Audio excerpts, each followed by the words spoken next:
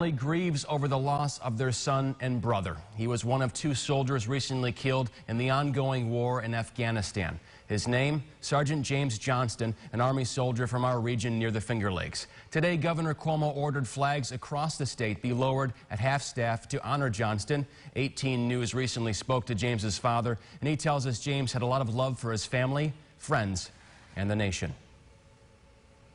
His patriotism. He loved our country. He loves our country and our values and our beliefs, and he wanted to protect our country. James Johnston was an Army soldier from Trumansburg with a desire to defend his nation, just like his father and relatives before him. His service was cut short. He was killed on Wednesday when he and his platoon were ambushed by Taliban insurgents in Afghanistan. It's just total horror. I mean, it's your world just crashes. It just literally crashes. He was 24 years old and he enlisted at the age of 18.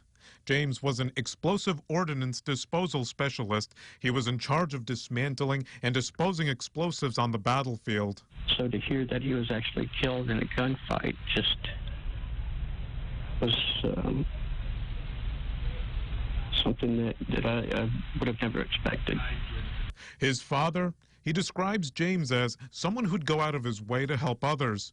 James and his wife, Krista, moved to Texas and were expecting a child in November. Krista Johnston saying on Facebook, quote, "He is the love of my life and will forever be with me and his baby girl." She also thanked friends for their support by wearing Hawaiian shirts, one of James's favorite fashions. Now, James's wife and family are heading to Dover to await his casket and remember his life and his legacy. Our freedom isn't free, and we have to pay for it every day. Every day. And the only people who are going to fight for our freedom are the men and women in uniform. Those are the true heroes. Reporting, I'm Julio Avila. Rest in peace, soldier. Richard says it's still too early to say what the family will do in terms of funeral plans. He says Vice President Mike Pence and the Army Chief of Staff reached out to them and expressed their condolences.